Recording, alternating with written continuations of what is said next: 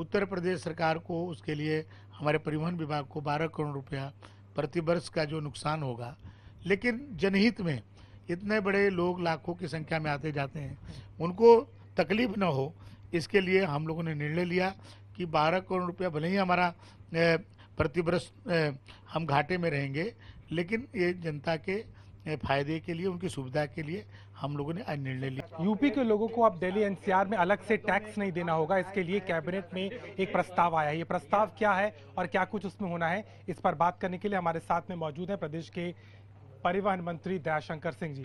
दयाशंकर जी, किस तरीके से जो प्रस्ताव आया है, इसका मूल उद्देश्य क्या है, इससे किस चीज की प्रतिपूर्ति होने वाली है? देखिए, जो एनसीआर रीजन है उसमें गुड़गांव से, फरीदाबाद से, दिल्ली से लाखों लोग प्रतिदिन गाजियाबाद, नोएडा आते हैं। नोएडा, गाजियाबाद, बुलंदशहर के लोग प्रतिदिन फरीदाबाद, गुड़गांव और दिल्ली जाते हैं। तो उधर की जो गाड़ियां इधर आती थी या इधर की गाड़ियां जब उधर जाती थी, तो कई गाड़ियां ऐसी थी जिनको 4-4 स्टेट को से गुजरना पड़ता था, जैसे राजस्थान, हरियाणा, उत्तर प्रदेश और दिल्ली। तो बहुत परेशानी होती थी, उनको टैक्स देना पड़ता था, समय के भी उसमें बहुत लगता था। स्कूली बसें थे, अपने लोग जो नौकरी पेशा करने वाले हैं, मजदूर हैं, वो रोज प्रतिदिन आते जाते थे। जो हमारी टैक्सियां हैं वो बहुत एनसीआर में आती जाती थी, तो उनको परेशानी होती थी। मैंने कई स्टेटों को टैक्स से भरने पर, मान लो कोई राजस्थान से गाड़ी आ रही है, उसको गुड़गांव होकर गुजर रही है तो गुड़गांव में देना, फिर दिल्ली आ रही तो दिल्ली देना पड़ता था, फिर हमारे यहाँ यूपी में आती थी, नोएडा, गाजियाबाद में देना पड़ता था। तो हम लोगों ने तय किया, सभी जो चारों स्टेट मिल करके, कि अब एक ही टैक्स देना पड़ेगा। भाई, जहाँ से गाड़ी रजिस्टर्ड हो रही है वो वन टाइम टैक्स दे दिया, तो उसको दूसरे स्टेट में जो एनसीआर के रीजन में उसको टैक्स नहीं देना पड़ेगा। तो हमारी गाड़ियाँ उनके यहाँ जाएंगी, उनकी गाड़ियाँ मेरे यहाँ आएंगी। ये चारों स्टेट आपस में ये सहमति प्रदान कर दिया है। मैंने आज उसको उत्तर प्रदेश के कैबिनेट में माननीय मुख्यमंत्री जी के समक्ष रखा, और माननीय मुख्यमंत्री जी ने और पूरी मंत्रिपरिषद ने उसको स्वीकृति प्रदान कर दिया है।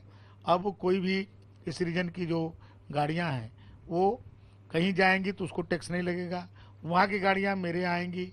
स्कूली बसें जो हों या यात्रियों के लिए जो हमारी बसें जो हों या हमारी टैक्सी हो, कैब हो, अब उनको एक ही जगह केवल टैक्स देना पड़ेगा। उत्तर प्रदेश सरकार को उसके लिए हमारे परिवहन विभाग को 12 करोड़ रुपया प्रति वर्ष का जो नुकसान होगा, लेकिन जनहित में इतने बड़े लोग लाखों की संख्या में आते जाते हैं, उनको तकलीफ न हो, इसके लिए हम लोगों ने निर्णय लिया कि 12 करोड़ रुपया भले ही हमारा प्रति वर्ष हम घाटे में रहेंगे, लेकिन ये जनता के फायदे के लिए, उनकी सुविधा के लिए हम लोगों ने आज निर्णय लिया है। पहले की तुलना में कितनी कमी आएगी? पहले कितना टैक्स लिया जा रहा था और अब कितने टैक्स में आ जाएगा? देखिए, 12 करोड़ रुपया हमको जो है नुकसान होगा प्रति वर्ष, क्योंकि अभी तक 12 करोड़ रुपया जो हमको जो ज़्यादा मिलता था वो अब नहीं मिलेगा, वो हमारी उतनी कम हो जाएगी। हम उसको दूसरे जगहों से इसको हम भरपाई करेंगे, क्योंकि वित्त विभाग और बाकी विभागों ने वो किया है, तो हम इसको जो है अतिरिक्त जो है दूसरे जगह से इसको भरपाई करेंगे। लेकिन जनता के हित में हम 12 करोड़ नुकसान भी, मैंने हमारे विभाग को होते हुए भी हमने आज इसको निर्णय लिया कि हमारे लाखों लोग रोज जो है फरीदाबाद, नोएडा, दिल्ली जाते हैं, तो अब दिल्ली गवर्नमेंट भी नहीं लेगी, राजस्थान गवर्नमेंट भी नहीं लेगी और हरियाणा गवर्नमेंट भी नहीं लेगी, और हम भी उनकी गाड़ियों को उत्तर प्रदेश में हमारे यहाँ भी वो चलेंगे तो उनको टैक्स नहीं लेंगे। सर, ये समझौता हो चुका है या कब से होगा ये लागू? अब आज कैबिनेट ने निर्णय ले लिया, अब इसकी जो है अधिसूचना 1-2 दिन में जो इसको जारी हो जाएगी।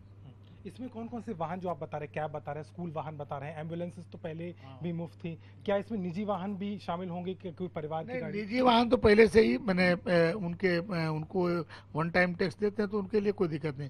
केवल जो कमर्शियल जो व्हीकल्स थे उसमें जो यात्री के लिए थे, जैसे मैंने बच्चों की स्कूली बसेज हैं या मजदूर हमारे जाते हैं, हमारे नौकरी पे करने वाले जाते हैं, जो यात्री बसें हैं, उन पर ये जो है ये लागू होगा। एक सर और इसमें बात समझ में आ रही थी कि चूंकि आप बता रहे कि अगर एक राज्य से कोई गाड़ी जाती है तो वहीं पर टैक्स दे दे, बार बार हर राज्य के लिए उसे टैक्स नहीं देना होगा। इसका सीधा फायदा लोगों तक पहुंचे, इसके लिए आपने क्या अभी कोई प्रारूप बनाया है या कब से इसको शुरू करने के लिए? नहीं, देखिए, अब तो जो अभी जो गाड़ियां जो है आती थी, तो हमारे जो बॉर्डर पर जो सीमा पर गाड़ियां खड़ी करके उनको टैक्स पे करना पड़ता था, और बिना टैक्स के हमारे यहाँ एंट्री नहीं हो सकती थी। अब जो है, अब हम लोग चारों में सहमति बन गई कि अब कोई भी टैक्स न वो हमारा लेंगे न मैं उनका लूँगा। तो ये जितने अपने वो है हरियाणा,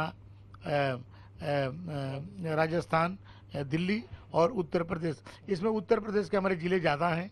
हमारे एनसीआर में हमारे 8 ज़िले आते हैं, राजस्थान के केवल 1 ज़िले आते हैं, और आपके हरियाणा के 3 ज़िले हैं। तो ये दिल्ली तो पूरा का पूरा है।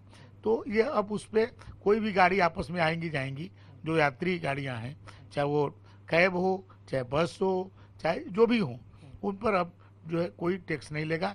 एक टैक्स रहेगा। जैसे हमारे नोएडा में कोई गाड़ी रजिस्टर्ड है, तो हम केवल नोएडा में टैक्स देंगे। वो यदि गुड़गांव जाती है, फरीदाबाद जाती है, दिल्ली जाती है, तो वो उस पर टैक्स नहीं लगेगी। सभी राज्यों ने अपनी सहमति जताई इस पर लेकर? हाँ, सभी राज्यों ने सहमति हो चुकी थी। अब कैबिनेट से उसको डिसीजन करना था। आज हमने वो कैबिनेट से भी डिसीजन कर दिया। कब तक ये लागू हो जाएगा? जनता को कब से इसका लाभ मिलेगा? अब ये तो केवल अब कैबिनेट के नोट से दस्तखत हो जाएंगे तो ये जारी हो जाएंगे। बिल्कुल, साफ तौर पर इस पूरी कवायद से कहीं ना कहीं सरकार की कोशिश है कि इन चारों राज्यों के बीच में कमर्शियल जो छोटे वाहन जाते हैं उनके, चाहे वो स्कूल बसेस हों, चाहे वो कैब्स हों, उनके लोगों को सीधा तौर पे फायदा मिले, जिसको लेकर के सरकार ने इस कार्रवाई को किया है। लखनऊ से कैमरामैन संदीप के साथ अभिषेक मिश्रा, यूपी।